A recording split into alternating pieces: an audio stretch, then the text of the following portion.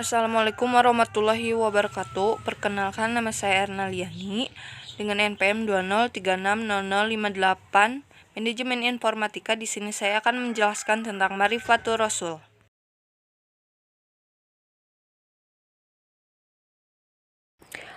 Hajatul insan ila rasul, kebutuhan manusia kepada rasul. Di dalam Al-Qur'an, al-insan disebutkan 73 kali dalam 43 surat. Kata al-insan menunjukkan proses kejadian manusia, baik proses terjadinya penciptaan Adam maupun proses manusia secara bertahap, secara dinamis dan sempurna dalam rahim. Jika ditinjau secara jauh dan dalam, maka kata al-insan mengandung dua dimensi, yaitu dimensi tubuh dan dimensi spiritual atau ditiupkan ruh. Allah Subhanahu wa Ta'ala menanamkan fitrah Islam kepada manusia ke dalam setiap janin yang sudah ditiupkan ruh.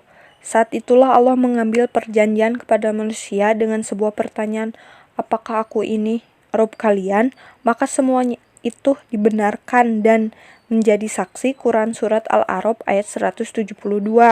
Karena itulah perbedaan yang berlaku pada manusia ada tidak dapat dihilangkan, yaitu pertama, keberadaan Sang Pencipta, yang kedua, beribadah kepada Allah, dan yang ketiga, fitrah juga mendorong hidup teratur.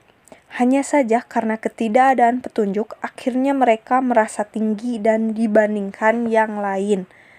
Untuk mengatasi kekacauan dan menyelesaikan, Allah mengutus Rasul untuk memberi petunjuk kepada Allah. Petunjuk itu berupa wahyu yang dikirimkan atau diturunkan kepada Nabi dan Rasul, yaitu berupa suhuf dan kitab-kitab. Dari petunjuk itulah manusia dikenalkan oleh Rasul tentang penciptaan semesta satu-satunya, yaitu Allah Subhanahu wa Ta'ala, dan panduan hidup atau pedoman hidup. Petunjuk Rasul, manusia mengenal Allah Subhanahu wa Ta'ala dengan benar dan mengikuti pedoman hidup yang sejati. Dengan begitu, manusia akhirnya beribadah kepada Allah dengan benar, beribadah dengan memurnikan ketaatan. Seperti dalam Quran Surat Al-Anbiya ayat 25, yang artinya, dan kami tidak mengutus seorang rasul pun sebelum kamu, melainkan kami wahyukan kepadanya bahwasanya tidak ada Tuhan yang hak melainkan aku, maka sembahlah aku. Tariful Rasul atau pengertian tentang Rasul. Definisi Rasul. Rasul adalah lelaki yang dipilih dan diutus oleh Allah dengan membawa risalah kepada manusia. Ada dua kunci pemahaman definisi Rasul. Yang pertama, membawa dan menyampaikan risalah dijelaskan dalam Quran Surat Al-Maidah ayat 67. Yang kedua, menjadi contoh bagi umat manusia dalam melaksanakan ajaran yang dibawanya. Namun perlu diingat, tidak semua orang membawa risalah atau ajaran dan menjadi contoh yang dapat disebut dan diakui sebagai Rasul, karena Rasul yang diutus memiliki ciri-ciri khusus. Yang pertama, memiliki sifat dasar, misalnya seperti sifat sidik, amanah, tablik, dan patonah.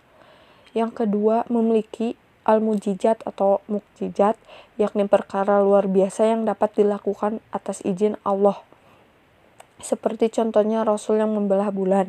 Yang ketiga, kabar gembira kedatangan seorang Rasul yang telah disampaikan oleh Rasul-Rasul sebelumnya. Yang keempat, berita-berita kenabian yang telah disampaikan. Yang keempat, hasil kerasulan, yaitu berupa hasil dakwah yang dilakukan. Dari hasil dakwah yang diwujudkan Rasulullah SAW adalah munculnya generasi unggul sisi keimanan, ilmu, dan amal sehingga mampu berkuasa di muka bumi ini dan menebarkan ajaran Islam ke seluruh penjuru. Makanatur Rasul atau kedudukan Rasul. Yang pertama, hamba di antara hamba-hamba Allah. Rasul Shallallahu Alaihi Wasallam adalah hamba dan manusia yang juga seperti hamba-hamba Allah lainnya, beraktivitas seperti kita. Rasul melaksanakan keperluan sebagai manusia lainnya. Dapat disimpulkan bahwa Rasul sebagai manusia dan kita pun sebagai manusia, sehingga apa yang dikerjakan Rasul juga dapat dikerjakan oleh kita secara baik. Seperti dalam Al-Quran yang artinya, katakanlah sesungguhnya aku ini manusia sepertimu, yang diwahyukan kepadaku bahwa sesungguhnya Tuhan kamu itu adalah Tuhan yang esa. Barang siapa yang mengharap perjumpaan dengan Tuhannya, maka hendaklah kita mengerjakan amal yang soleh, dan janganlah ia mempersekutukan seorang pun dalam beribadat kepada Tuhannya. Membedakan Rasul dengan manusia lainnya ialah Rasul mendapatkan wahyu yang menyuruh kita mengikhlaskan Allah saja. Rasul sebagai manusia digambarkan makan sebagaimananya yang menggambarkan perilaku aktivitas sehari-hari manusia. Rasul sebagai manusia mudah untuk melaksanakan dakwah dan mudah diterima, tidak ada alasan manusia menolaknya. Rasul berasal dari kaum Quraisy, bapaknya Abdullah dan ibunya Siti Aminah. Begitulah sejarah kelahiran dan asal-usulnya jelas. Fisik Nabi Muhammad SAW digambarkan dalam hadis seperti rambut rapi, badannya kuat, tinggi. Dari gambaran ini Nabi seperti manusia lainnya. Penggambaran Nabi sebagai hamba Allah dapat dalam sirah nabawiyah. Penggambaran ini jadi pengajaran menerangkan sesuatu dan juga dapat sebagai petunjuk kita yang membacanya. Yang kedua, sunnah. Sunnah Nabi adalah segala sesuatu yang disebut dan diamalkan yang perlu diikuti, dan bernilai sunnah adalah bersifat petunjuk hidup. Sunnah juga dijadikan rujukan amal atau pengambilan keputusan. Rasul dijadikan sebagai petunjuk ketaatan dan tauladan, dan juga rujukan hukum. Fikih hukum yang digunakan sebagai dalil juga memerlukan pandangan sunnah. 3. Rasul di antara rasul-rasul. Muhammad SAW selain dengan hamba-hamba biasa, juga sebagai rasul yang mempunyai keutamaan dan ciri-ciri kerasulan. Muhammad seperti rasul juga mempunyai mukjizat dan tugas-tugas mulia. Yang diantaranya, yang pertama menyampaikan risalah. Peran Rasul yang utama adalah menyampaikan risalah Tuhan, karena inilah yang membedakan dengan manusia biasa. Yang kedua, Rasul telah menunaikan amanahnya sebagai Rasul, yaitu menyampaikan risalah kepada manusia. Menunaikan amanah, tugas menyampaikan misi ini merupakan peranan Rasul. Ketiga, Nabi Muhammad SAW sebagai Rasul juga sebagai imam yang bertanggung jawab atas umatnya. Pada hari kiamat, Nabi berperan sebagai umat, bahwa Nabi bertanggung jawab terhadap apa-apa yang telah disampaikan kepada umatnya. Yang terakhir, dakwah kenabian. Al-Quran dan juga sirah banyak menjelaskan